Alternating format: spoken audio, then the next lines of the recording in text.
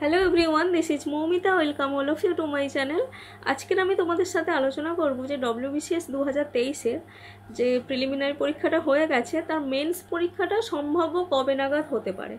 কারণ পরীক্ষার ডেট অনুযায়ী তো প্রিপারেশান স্ট্র্যাটেজি রুটিন অনেক কিছু চেঞ্জ করতে হয়। তো এখন তার জন্য আমাকে কতগুলো ফ্যাক্ট নিয়ে আলোচনা করতে হবে যে কী কী নিয়ে হতে পারে। WBCS 2022-এর দেখা গেছিলো মেন্স পরীক্ষা কবে হয়েছিল, সেপ্টেম্বরের শেষ, মানে 2023-এর সেপ্টেম্বরের শেষ এবং অক্টোবরের শুরু, 4 দিন মিলে পরীক্ষা হয়েছিল। তো এবার 2023-এর যে পরীক্ষাটা হয়ে গেছে, এখন তার রেজাল্টটা হয়তো আমি যে জিনিসগুলো বলবো তার মাঝখানে হয়তো বেরিয়ে যাবে, কিন্তু মেন্সের এবার যে আমি প্রিলিমিনারি একটা কাট অফ নিয়ে আমার মতো করে এক্সপেক্টেড কাট অফ বলেছি, তোমরা সেখানে কমেন্ট করেছো কি 82 হবে 85 হবে। আমিও চাই কম যাক, সবাই চান্স পাক, কম গেলে ভালো কথা। কিন্তু আমার যেটা মনে হয়েছে, আমি তো সেটা অ্যানালাইসিস করেছি, তো আমার যেটা মনে হয়েছে, আমি যেটা বলেছিলাম 110-এর আশেপাশে থাকবে। তো যাদের 110 বা তার বেশি হচ্ছে স্কোরটা মেলানোর পর, ফাইনাল আনসার কি মেলানোর পর, তারা তো ডেফিনেটলি মেন্সের জন্যই পড়ো। বাদ বাকিও সবাইকেই আমি বলেছি মেন্সের জন্য পড়তে, কারণ মেন্সের জন্য পড়লে তোমার প্রিলি কোয়ালিফাই হয়ে যাবে। যাই হোক, এই কথাটা আমি বারবার আগেও বলেছি। এখন মেন্স সম্ভাব্য কবে নাগাদ হতে পারে? মার্চে হচ্ছে তোমার ফুড এসআই পরীক্ষা হচ্ছে, তারপর এপ্রিল মে ভোট এই পারপাসে চলে যাবে। জানি না জুনটা হয়তো যেতে কোনো পরীক্ষা হবে কিনা, বা হলেও জুন জুলাই হবে তোমার মিসলেনিয়াস হবে। অগাস্টের দিকে আমার মনে হচ্ছে ক্লার্কশিপ হবে, এবং থ্রু আউট দিস এই মান্থসগুলোর মধ্যে কোনো একটা সময় হয়তো প্রিলিমিনারি রেজাল্ট আউট হবে।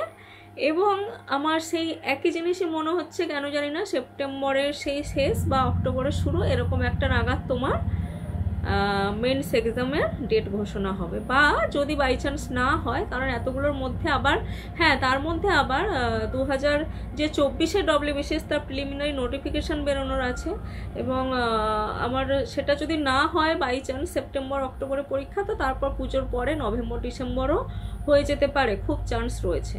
ঠিক আছে, তো 24-এ নোটিফিকেশান কবে বেরোবে সেটা নিয়ে না হয় আমি পরে আবার একটা ভিডিওতে বলবো। তবে আপাতত তোমরা দেখো, পরীক্ষা যদি পিছিয়েও যায় মেন্স পরীক্ষাটা, তো তবে তো তোমাদের হাতে টাইম বাড়বে, কিন্তু হঠাৎ করে এগিয়ে দিলে তো তোমরা সেই টাইমটাকে করতে পারবে না, ঠিকঠাক করে ইউটিলাইজ করতে পারবে না। তো সেই জন্য তোমরা আপাতত, আমার যেটা মনে হয়, সেপ্টেম্বরে পরীক্ষা হবে। কেন হবে, কি চান্স, আমি তোমাদেরকে এক্সপ্লেন করলাম। তো সেপ্টেম্বরে পরীক্ষা হবে এইটা ধরে নিয়ে কিন্তু তোমরা সেইভাবে রুটিন করে প্রপারলি পড়াশুনো করা শুরু করে দাও। ঠিক আছে, তো তারপর পেছনে তো ভালো কথা, এগোবে কিন্তু না। ঠিক আছে, এগোবে না, কারণ তার আগের যে নোটিফিকেশানগুলো রিলিজ হয়েছে সেগুলো পরীক্ষা হওয়া প্লাস প্রিলিমিনারি রেজাল্ট বেরোনো, এই জিনিসগুলো কিন্তু আছেই। হ্যাঁ, এবার হয়তো 2022-এ প্রিলির রেজাল্ট অনেক পরে বেরিয়েছিল, মেন্সের ডেট ঘোষণা করা বা জাস্ট পরীক্ষার আগে আগে। আমার মনে হচ্ছে না এবার সেরকম কিছু হবে। তো সেপ্টেম্বরের আগে সেরকম আশা দেখছি না, খুবই কম। তো তোমরা সেই বুঝেই কিন্তু পড়াশোনাটা করো। 110-এর ওপরে তো ডেফিনেটলি তোমরা মেন্সকেই ফোকাস করো, কারণ তার সাথে অপশনাল আছে, অপশনালটাও করতে হবে, খুব ইম্পর্ট্যান্ট একটা বিষয়। হ্যাঁ, সিভিল সার্ভিসে অপশনাল পেপারটাই অনেকটাই ম্যাটার করে। বাকিগুলোতে তো খুব একটা মার্কস ডিফারেন্স হয় না, বাট অপশনালটাতে খুব ডিফারেন্স হয়। অপশনালটা 400 নম্বরে, অপশনাল খুব ভালো করে তোমরা প্রিপারেশান নাও। যাদের মানে ভালো নাম্বার আছে সবার জন্য আমার বেস্ট উইশেস রইল, তোমরা ভালো করে প্রিপারেশান নাও, এবং হয়তো আশা করছি তার আগের পরীক্ষাগুলোও তোমরা দেবে।